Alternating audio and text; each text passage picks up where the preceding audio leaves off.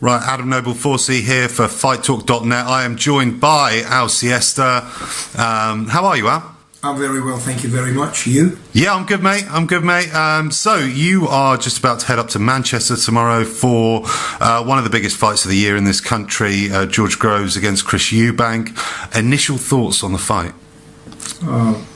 Probably the biggest fight of the year so far, definitely. Don't know who I'm favouring.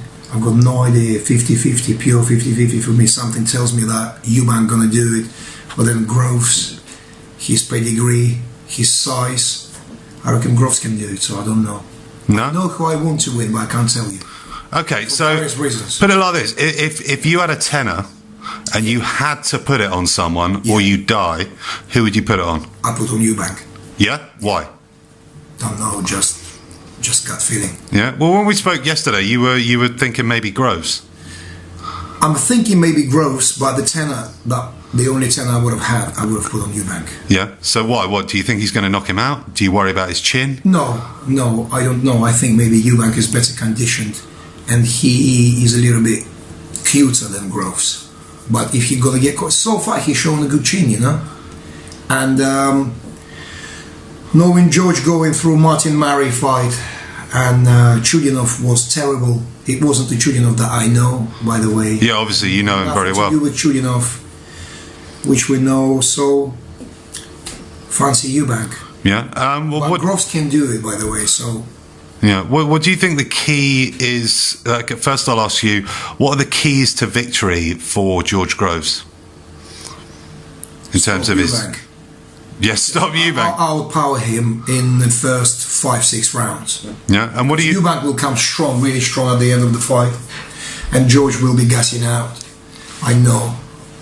I can imagine. Not like I know. I'm apologizing for some sort of arrogant statement, but I can imagine George will be gassing out. Yeah. Do you think Eubank's power has carried up to super middleweight from middleweight?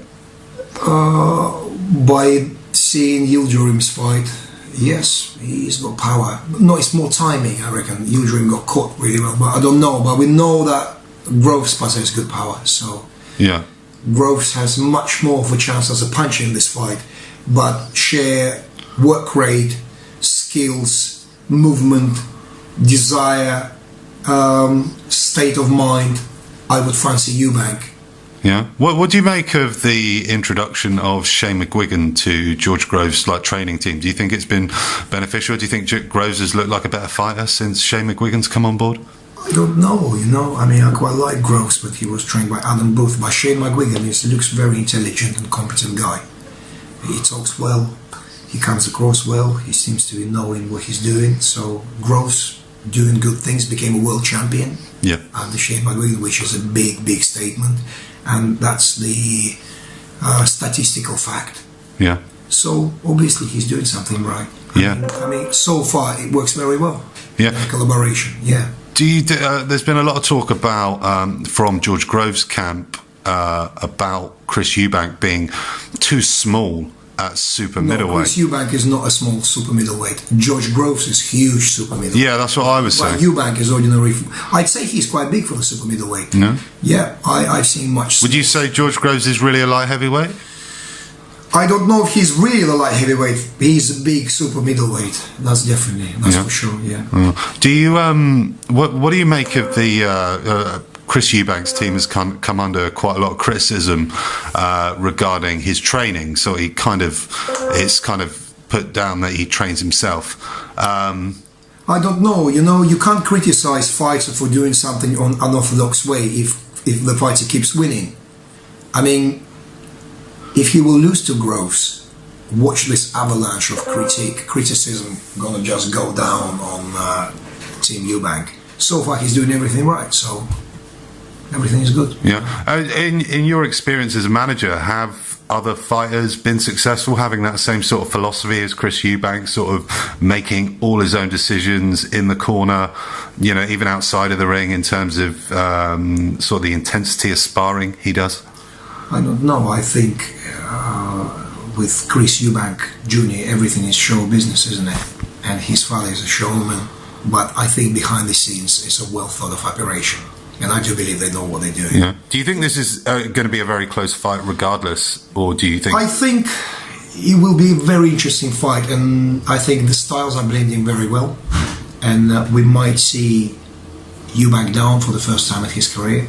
Really? You think he might go down? I predicted that with Usyk, and I was completely wrong. So don't take my word for it. I fancy Eubank, but George Grove's going to do it. Yeah. Yeah. Okay. There's been there was some sort of like weird stuff in the press conference regarding they were talking about, you know, both Chris Eubank and George Groves have really hurt fighters, you know, put them in a very bad physical condition, life-threatening condition. What did you make of the press conference and the comments made by Chris Eubank Senior? You know what, I've seen it on social media, but I never had chance due to lack of time. Yeah. Check that out. But I can imagine people saying it's really bad, it's unethical and everything. I don't know. The guy's trying to sell the fight, and the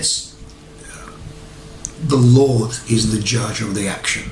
I mean, people can criticize or whatever. Obviously, there's reasons. I mean, who knows what senior English is thinking? No one knows. I mean, he means well. I'm sure. I spoke to him a few times. He's a nice guy. Yeah, you like him, do you? Yeah, I like him. He's an intelligent individual.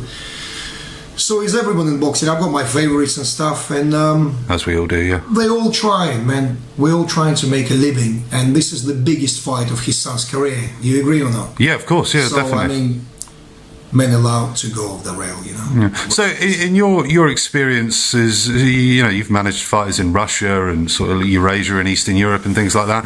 Is that a tactic used by any of those sort of fighters from that part of the world to talk about how they've you know seriously hurt Russians people? Are very reserved, and it's a bad manner to talk before the fight. Oh, really? Yeah, it's you'll do your talking with your fists in the ring. Yeah, well, we noticed that at the Bradish Usyk fight. Everyone, you look Pravodnikov and you take all the Russian. Kovalov is not really. Sergey just picked up some bad habits whilst in America. You think so? Yeah, definitely. But normally, everyone. It's not very entertaining, but it's kind of a manly thing, you know, not to talk before the fight. Although I believe things like with Derek Chisora and Dillian White sold the fight very well, you know. Yeah. Look at AJ. He's a real man as well. He doesn't talk much. He's never derogatory towards anybody, correct? No, yeah. I agree with that. So, if you're a real fighter like Golovkin, Joshua, Bredis, yes, yeah, you would stay a man throughout at all times. Yeah, and let your fist do the talking. 100%. Although I love Tony Bellew, and he's notoriously known for selling the fight. Yes, yeah, he is. So, again, courses for horses, isn't it? So final prediction. I know we mentioned at the beginning you're edging yourself towards Chris Eubank winning this. But George Groves could do it. Yeah. And you're expecting a knockout or points? Stoppage. You're expecting a stoppage. Late stoppage, early stoppage? Don't know, just I predict the right, they say. Yeah, it's a tough one to predict, isn't it? I think that's why it's such a good fight.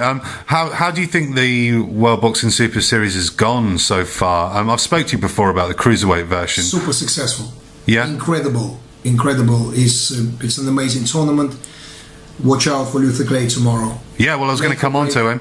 Yeah, make or break for him, and I'll be in the corner, not saying anything, of course. No. And but just watching and holding my fist for him. Yeah. So what can we expect from Luther in the? Because a lot of people who are going to be watching this on TV and at the event, obviously I've seen him fight numerous times. What can we expect from Luther Clay?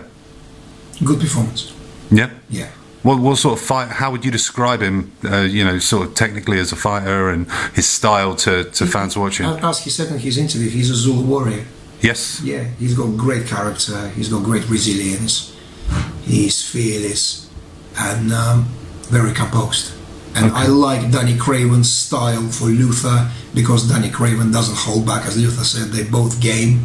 Yeah. So let the best man win, you know. Yeah. Would you consider Luther's fight as a 50-50 fight? 100%. Yeah. So this is a big. Pure 50-50. So obviously, what? Obviously, as a manager, you have to strategize. I would never ask. I leave it with Sean Crew. Yeah. Yeah. Okay. All right. Luther's trainer, Fight Factory, big up. Yeah. Doing a good job. Brilliant. All right, Al. Well, brilliant. Well, thanks for talking to FightTalk.net. And yeah, have a good time at the fight, mate. You're welcome. Thank you very much. Brilliant. Cheers, Al.